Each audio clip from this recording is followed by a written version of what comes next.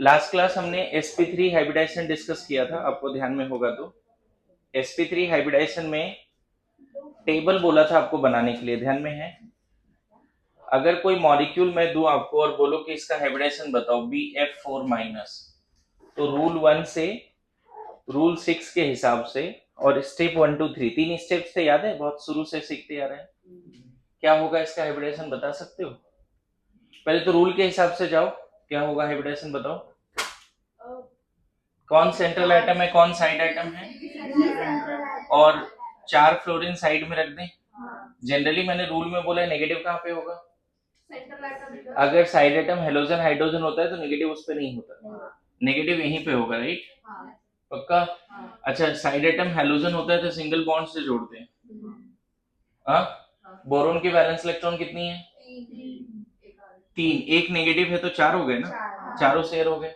कुछ बचा बोरोन पे? नहीं। फ्लोरीन की 7, एक इलेक्ट्रॉन शेयर हुआ तो हर फ्लोरीन पे 3 लोन पेयर। आ रहा है समझ में? ऐसा कुछ है, क्लियर है? यहाँ पे कितना सिग्मा हो गया? 4। Lone pair? लोन पेयर 0 हो गया ना, सिग्मा प्लस लोन पेयर 0 हो गया, सिग्मा प्लस लोन पेयर क्या हो गया? 0 हो गया। तो क्या हो गया हाइब्रिडाइजेशन? अब कल जो बताया था उसके हिसाब से अगर बोरोन sp3 है, इसका मतलब है बोरोन के पास 4 हाइब्रिड ऑर्बिटल, बताया था कल। अगर बोरोन sp3 है तो बोरोन के पास कितने हाइब्रिड ऑर्बिटल है? लेकिन बोरोन के वैलेंस इलेक्ट्रॉन कितने होते हैं? 3। तो 3 हाइब्रिड में इलेक्ट्रॉन होगा, एक खाली होगा। अब थोड़ा पूरा बॉन्डिंग समझा रहा हूं, इसका ध्यान देना। अब क्या होगा, 3 न्यूट्रल फ्लोरीन अपने हाफ फील्ड के साथ आएगा और इस तरह से बॉन्ड बना लेगा। 3 न्यूट्रल फ्लोरीन अपने हाफ फील्ड के साथ आएगा, इस तरह से बॉन्ड बना लेगा। और पता है एक F माइनस अपना लोन पेयर यहां डाल देगा। F माइनस मतलब इस पूरे स्ट्रक्चर में 3 तो कैसे बॉन्ड बने? sp3p ओवरलैपिंग, दोनों half field sp3p sp3p sp3p, दोनों ही हाफ फील्ड है। लेकिन इधर जो बॉन्ड बना है ना बच्चे, ये भी sp3p ही है, sp3 एंड p, बट ये sp3 empty और p फुल्ली फिल्ड। मतलब एक बॉन्ड यहाँ पे सिग्मा कोऑर्डिनेट है, एक बॉन्ड कैसा है यहाँ पे? Sigma coordinate. मेरी बात समझ में आ रहा है? मतलब चारों देखा जाए तो sp3 और p ओवरलैपिंग है, बट ये तीनों कैसा sp3p ओवरलैपिंग है? इक्वल वाले, दोनों half field half field half field. लेकिन यहाँ पे जो sp3p ओवरलैपिंग है वो कैसा है? कैसा है? Sigma coordinate. मतलब fully filled p and empty. कौन सा एम्प्टी? sp3 empty. कौन सा? sp3 empty. मेरी बात आई समझ में? इसको तुम चाहो तो ऐसे भी दिखा सकते हो, बोरोन बीच में है, 3 बॉन्ड इस तरह से नॉर्मल दिखाओ और एक सिग्मा कोऑर्डिनेट दिखाओ। ये कैसा ओवरलैपिंग है? Fully filled p and empty sp3 of boron. लेकिन बताओ, मैंने बताया donor will get plus, donor पे पहले से माइनस है, इस पे प्लस आएगा, and acceptor will get minus. तो तरीके से ये न्यूट्रल हो जाता है, माइनस कहां दिखता है? जो मैंने रूल 1 से 6 में यहाँ डायरेक्ट बना दिया था। बस यहाँ पे एक चीज हिडन किया था, एक बॉन्ड कैसा है जो कि समझना पड़ेगा। सो Bf4 minus is sp3 in nature, 3 normal sigma, equal sharing वाला सिग्मा, एक sigma coordinate. Last class Bf3 के बारे में ही हम बात कर रहे थे, ध्यान में है? सॉरी, sp3 के बारे में बात कर रहे थे, तो sp3 का मैंने यहाँ पे एक और बता दिया है, लिखिए जल्दी, क्विक क्विक। जब sp3 हाइब्रिडाइजेशन थी तो उसमें मैंने कल बोला था sp3 में, देखो पहले तो sp2 का भी ये सारे एग्जांपल बोला था, sp2 का ये वाले सारे एग्जांपल, सॉरी ये वाले ग्रेफाइट वगैरह जो है ना। फिर sp3 में ये sp2 का एग्जांपल है, देखो ये बोला था। फिर sp3 में ये सारे एग्जांपल sp3 के हैं जो आपको याद होने चाहिए, ठीक है? नाउ मूविंग टुवर्ड्स, एक बार ना फिर से हम लोग जल्दी से लिख लें क्या?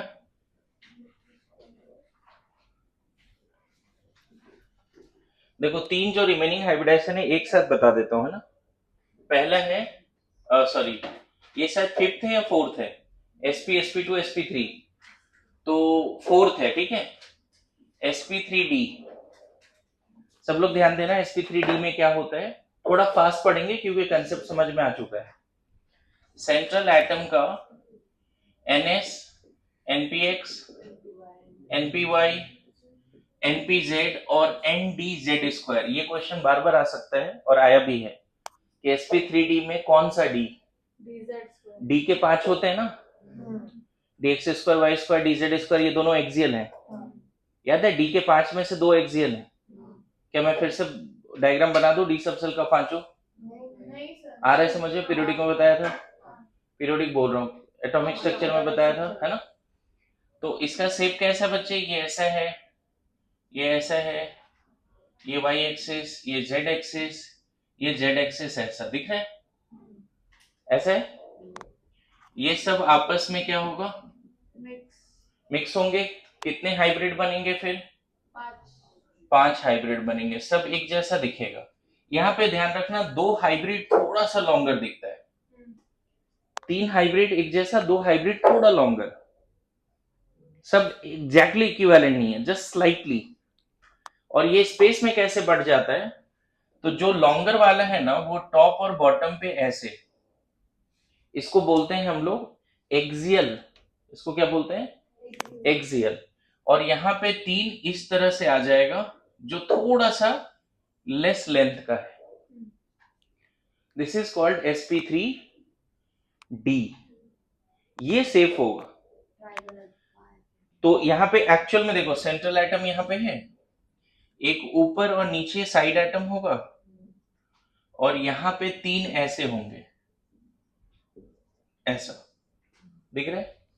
मैं बताऊं, अगर ये लेंथ मान लो 12 है तो ये 10 होगा, लगभग ऐसा, थोड़ा सा एक्सियल। ये सब क्या कहलाता है, इक्वेटोरियल, ये तीनों क्या कहलाता है, और ये क्या कहलाता है, एक्सियल।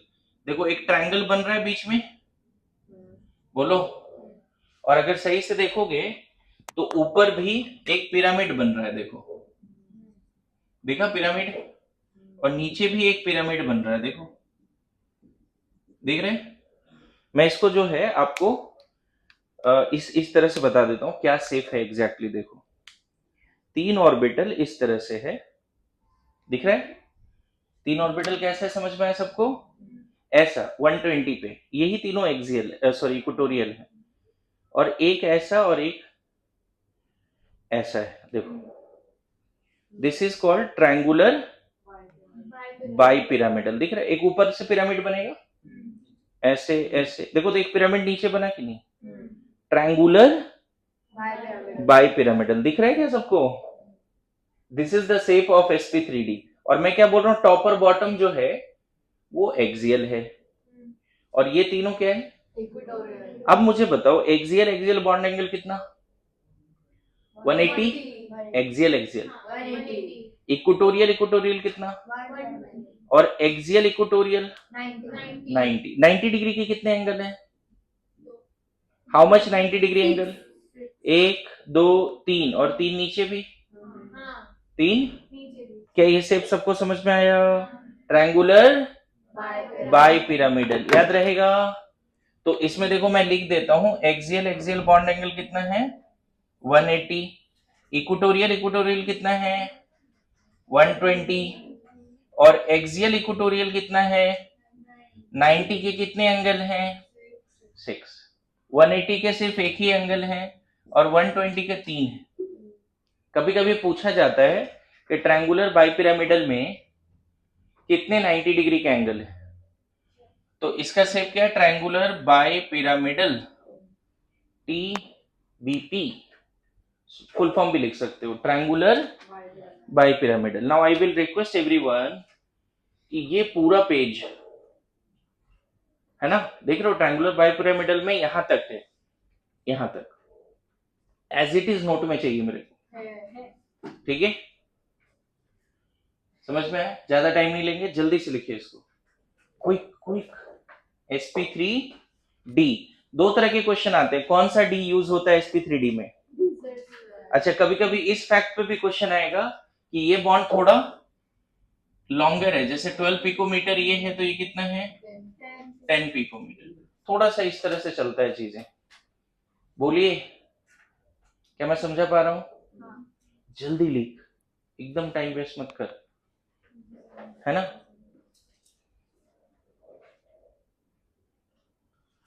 दो तीन तरह के क्वेश्चन इसमें आएंगे बच्चे। इसके एग्जाम्पल में जैसे अगर तुम PCL 5 ले लेते हो तो बड़ा बेस्ट एग्जाम्पल है। अच्छा, मेरे रूल के हिसाब से PCL 5 का जनरल स्ट्रक्चर बनाओ। कौन है central atom P? Random CL रख दे क्या 5 चारों तरफ? रैंडम रख देते हैं। अब क्या दिख रहा है? सब सिंगल बॉन्ड से जुड़ा। फॉस्फोरस की वैलेंस इलेक्ट्रॉन 5। तो क्या कुछ बचेगा उसके पास? हर क्लोरीन का वैलेंस इलेक्ट्रॉन 7 है, हर क्लोरीन के पास 3 लोन पेयर। मुझे सिर्फ फॉस्फोरस का हाइब्रिडेशन बता दो, कितना सिग्मा है? Lone pair 0। तो हो गया ना sp3d। अब जैसे हमको पता चल गया कि PCl5 में फॉस्फोरस sp3d है, तो क्यों ना हम इसको एग्जैक्ट शेप बनाएं। हमको पता चल गया ना, तो हम क्या करेंगे, फॉस्फोरस को बीच में रख के 2 एक्सियल बना देंगे, क्लोरीन और 3। जब हमें पता चल गया तो हम इतना फायदा उठाएंगे ना। आया समझ में? इससे पहले रूल 1 से रूल 6 में और स्टेप्स में हम हाइब्रिडेशन निकाल पाते थे, रफली स्ट्रक्चर बना पाते थे। लेकिन अगर फ्यूचर में आ गया कि PCl5 का हाइब्रिडेशन बताइए, तो आपको बता के आना पड़ेगा कि ट्राइगोनल sp3d है, और साथ साथ आपको ये भी बताना पड़ेगा, इसका शेप भी पूछा जाएगा। अभी नेक्स्ट जो भी टेस्ट होगा बच्चे, कम से कम 20+ क्वेश्चन एग्जैक्ट हाइब्रिडेशन और एग्जैक्ट शेप पे रहेगा। मतलब now you have the power to predict exact geometry और शेप ऑफ द मॉलिक्यूल। अगर वो नहीं कर पा रहे हैं तो बहुत सारे 20 क्वेश्चन तो गए। और मुझे पूरा भरोसा है कि आप हाइब्रिडेशन तो बता दोगे, वो तो पहले भी बता देते थे जब हाइब्रिडेशन नहीं पता होता था। एग्जैक्ट शेप के लिए आपको थोड़ा सा मेहनत करना पड़ेगा कि हाइब्रिडेशन अगर sp3 आ गया तो टेट्राहेड्रल, sp2 आ गया तो ट्राइगोनल प्लेनर, sp आ गया तो लीनियर, और sp3d आ गया तो ट्राइगोनल बाइपिरामिडल। हाँ बताएंगे बताएंगे, अभी उस पर जाते हैं, अभी वो केस ही डिस्कस नहीं कर रहे हैं। और मैं बताऊं, यहाँ पे वो केस दिया है, जब आप पढ़ोगे ना sp3d, तो देखो पहला वाला केस में क्या दिया है, जब 5 सिग्मा है 0 लोन पेयर है, यहाँ लिखा है बच्चे। फिर 4 सिग्मा 1 लोन पेयर है तो क्या होगा, 3 सिग्मा है 1 लोन पेयर, और 2 सिग्मा और 3 लोन पेयर है तो क्या होगा। सब केस ABCD 4 केस हैं इसके कितने केस हैं? इसके 4 केस हैं। अभी मैं वेस्पर थ्योरी में वो चारों केस डिस्कस करूंगा। अभी फिलहाल के लिए आप ये बस थोड़ा सा पार्ट समझ लीजिए कि हाइब्रिडेशन क्या है। ओके, नाउ बात होता है sp3d2। क्या करें sp3d2 में? एक ही एग्जांपल दिया भी है ना, आपको कम से कम sp3d का 50 एग्जांपल भी मिलेंगे, लेकिन कम से कम चारों केस के 10-10 करेंगे या 5-5 भी करेंगे ना, तो 20 एग्जांपल मिलेंगे। 4 केस कौन से? जब 5 सिग्मा 0 लोन पे, ऐसी वाली बात है ना। sp3d2 सेंट्रल एटम का क्या जाएगा? ns, npx, npy, npz, ndz square, ndx square y square. मजेदार बात यह है कि एक्सियल वाला ही डी जाता है दोनों। तो पहला ही क्वेश्चन पूछेगा sp3d2 में कौन सा 2d, जैसे sp3d में कौन सा d, तो sp3d2 में कौन सा 2d। समझ में आया? पहले ही क्वेश्चन ये पूछेगा। तो इसका शेप कैसा है? ऐसा है, ऐसा है, ऐसा। dz स्क्वायर तो पता ही है आपको, और ये ऐसा पता है, ये एक्स एक्सिस वाई एक्सिस है, एक्स एक्सिस वाई एक्सिस है, तो एक्सिस के along dx square y square होता है। अब बताओ, ये पांचों अगर जोड़ेंगे तो 6 जोड़ेंगे तो 6 हाइब्रिड बनेंगे। यहाँ पे बच्चे 6 हाइब्रिड इक्वल साइज का होता है, कोई ज्यादा कम नहीं करना है, 6 के 6 एक जैसे होते हैं। सिर्फ थोड़ा सा PCl5 में, मतलब sp3d में थोड़ा सा एक्सियल लॉन्गर होता है इक्वेटोरियल से। बाकी जितना अभी तक ज्योमेट्री पढ़ा है लगभग सारे रेगुलर है। रेगुलर मतलब सब आइडेंटिकल, सारे, और hybrid orbital equal length, equal size, equal shape. समझ में आ रहा है? नाउ बताओ 6 ऑर्बिटल को स्पेस में कैसे रखना है? 4 प्लेन में और ऊपर नीचे। Very good. 4 ऑर्बिटल ऐसे, 1 2 3 4 5 6, है ना। इसका मैं डायग्राम बना के बता देता हूं कैसा है। 4 ऑर्बिटल इस तरह से है बच्चे, 90 डिग्री पे, एक ही प्लेन पे। 4 ऑर्बिटल इस तरह से 90 पे, दिख रहा है, और एक ऊपर और एक नीचे। समझ में आया? एग्जैक्ट शेप कैसा हो जाएगा? एग्जैक्ट शेप कैसा हो जाएगा बताओ? इसको बोलते हैं हम लोग, इस शेप को हम लोग नाम देते हैं स्क्वायर बाई पिरामिडल। देखो, this is the shape, square bi pyramidal. इसका एक और नाम है ऑक्टाहेड्रल। ऐसे ऐसे पता है, ऐसे ये तीनों कॉर्नर जब मिलेगा ना तो एक ट्रायंगल बनेगा। इधर एक ट्रायंगल, दो ट्रायंगल, तीन ट्रायंगल, फिर इधर भी 3 ट्रायंगल ऐसे। तो इसका नाम क्या हो जाएगा? ऑक्टाहेड्रल। क्या नाम हो जाएगा? ऑक्टाहेड्रल। या फिर एक देखो तो स्क्वायर है बीच में, एक पिरामिड बनेगा, इधर ट्रायंगल, 4 ट्रायंगल दिख रहा है, बेस स्क्वायर है, इधर ट्रायंगल है, और नीचे भी बेस स्क्वायर है नीचे वाले पिरामिड के लिए। और यहाँ पे ऐसा जरूर नहीं है बच्चे, ऐसे कर देंगे तो वही बात होगी। यहाँ पे ये नहीं बोलेंगे ये एक्सियल है, हम तो बोलेंगे कोई भी एक्सियल है, क्योंकि सब इक्वल लेंथ का है ना। कैसे भी कर दो, जो एक्सियल दिख रहा है इक्वेटोरियल बन जाएगा। ऐसा आ रहा है समझ में? तो इसका दो नाम क्या क्या है? स्क्वायर बाई पिरामिडल, या फिर बड़ा वेरी फेमस नाम क्या है? ऑक्टाहेड्रल। बोलो यहाँ तक समझ में आ रहा है सबको? तो यहाँ पे एक सेंट्रल एटम होगा, टॉप बॉटम पे देखो इस तरह के केस हैं, दिख रहे हैं। एक ये वाला स्क्वायर है, मान लो बोर्ड पर, सपोज ये स्क्वायर बोर्ड पर है, तो जो वर्टिकल लाइन दिख रहा है आउटसाइड द बोर्ड है, इनटू द बोर्ड है ना। या फिर अगर ये स्क्वायर इस तरह से है तो vertical line top and bottom पे। बोलो यहाँ पे 90 डिग्री के एंगल कितने होंगे? 90 डिग्री के कितने एंगल होंगे? Anybody in octahedral? 12। 1 2 3 4 5 6 7 8 और 4 नीचे। 90 डिग्री कितने एंगल हैं? 12। 180 के 3, एक 180, दो 180, तीन 180। 180 के कितने? 3। कभी कभी पूछा जाता है इसका, इस शेप का नाम क्या है बच्चे? स्क्वायर बाई पिरामिडल या ऑक्टाहेड्रल।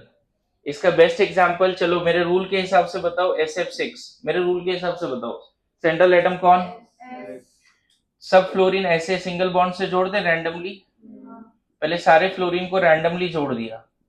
अच्छा, सल्फर के वैलेंस इलेक्ट्रॉन 6 के 6 गए ना, तो सल्फर का स्टेक नंबर 6 + 0 आया, मतलब sp3d2। अब हमें जब पता चल गया sp3d2 है, तो हमें इसको एग्जैक्ट शेप कैसे बनाएंगे? सल्फर यहाँ एक ऐसे एक ऐसे, बोलो, और 4 ऐसे दिखाना पड़ेगा। तो अब हम एग्जैक्ट शेप भी बना सकते हैं। Good to go? बोलिए। तो पहले रूल 1 से रूल 6 में रफ स्ट्रक्चर बनाते थे, अब अगर सेंट्रल एटम का हाइब्रिडाइजेशन रिकॉल हो गया तो एग्जैक्ट स्ट्रक्चर मुझे चाहिए होगा। क्लियर है? बोलो समझ गए? अरे जल्दी बोल, हाथ दर्द दे रहा है? हाँ, पेन हो रहा है इधर? लो, हो गया? जल्दी लिखो, जल्दी लिखो।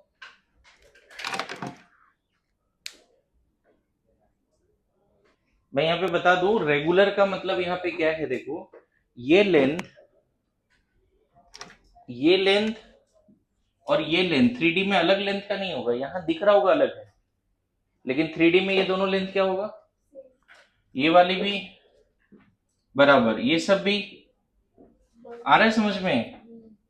Regular geometry. Octahedral is a regular geometry, octahedron is a regular geometry. Now sp3d3, देखो ये सब हटा देता हूं, sp3d3 यही बता देता हूं, बस एक और यहां पे ऐड कर देना। जो ये सब है ये तो रहेगा ही, एक आपको ऐड कर देना है dxy। डी, देखो ना 3 डी है ना बच्चे, कितने डी है बताओ? 3D है, तो एक और क्या ऐड कर देना है ना? समझ में आ रहा है?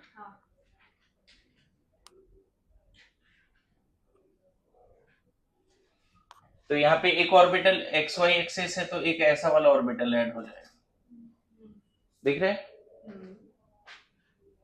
तो यहाँ पे एक और बढ़ जाएगा ना, एक और बढ़ जाएगा, ठीक है? देखो फिर से यहाँ पे रिपीट कर दूं, अभी जितना पढ़ाया है उसमें आगे बढ़ा देता हूँ। ये कहीं कहीं पे ना, ये वाला अभी मैं देख रहा था, कहीं कहीं पे यहाँ पे d x y, d x z and d y z दिया है, बट कौन सा? हाँ, तो ये नहीं है, वही बता रहा हूँ, ये सही है, जो लिखा है पहले से वही सही है, ठीक है? बैठ जाओ बैठ जाओ, समझ में आया? तो sp3d3 में कौन सा 3d, ये कभी पूछ लेगा तो क्या करोगे? sp3d में, sp3d3 में कौन सा 3d? दोनों एक्सियल और एक xy एक्सिस वाला। देखो सब xy दिख रहा है यहाँ पे, देख रहे हो? यहाँ पे xy दो z वाले हैं और इधर भी xy वाले। नॉन एक्सियल वाला नहीं, बस याद कर लो एक्सियल वाला ही यूज करते हैं, चलेगा? तो कितने बन गए? 7। 7 अगर बन गए तो 7 ऑर्बिटल को स्पेस में कैसे सजाएंगे? देखो, एक ऊपर नीचे और 5 एक प्लेन में, इस तरह से, ऐसे 5। समझ में आया कैसे? इसको इस तरह से समझ सकते हो, जल्दी जल्दी। सर वो dxy है ना? हाँ, dxy नॉन एक्सियल है, बिल्कुल, एक वो भी यूज करते हैं, वही समझा रहा हूं। 5 ऑर्बिटल ना, 5 ऑर्बिटल एक प्लेन में, देखो इस तरह से, इधर सब लोग 5 ऑर्बिटल एक प्लेन में, ऐसे पेंटागोनल बन गया, पेंटागन, देख रहा है? और 2 ऑर्बिटल, एक ऊपर और एक नीचे, यहां पे एक्सियल बोलते हैं बच्चे, और ये भी इरेगुलर होता है sp3d जैसा। ये कैसा होता है? इरेगुलर। पता है ये एंगल 72 डिग्री होते हैं, 72 डिग्री बीच वाले एंगल, और ये 90 के कितने एंगल हो गए फिर? तो वेरी गुड, 10 ना, 90 के 10। देखो IF7 इसका एग्जाम्पल है। आई यहाँ पे, F और F ऊपर नीचे ले लो, और 5F यहाँ पे इस तरह से लेना पड़ेगा। देखो ये जो बीच में जो 5F है वो एक पेंटागन बनाता हुआ दिख रहा है क्या? देखो तो, ये रेगुलर पेंटागन है, और ये वाला एंगल जो है ना 72 डिग्री। अच्छा यहां पर भी ध्यान रखना, ये टॉप एंड बॉटम में एक्सियल है और ये सब इक्वेटोरियल है।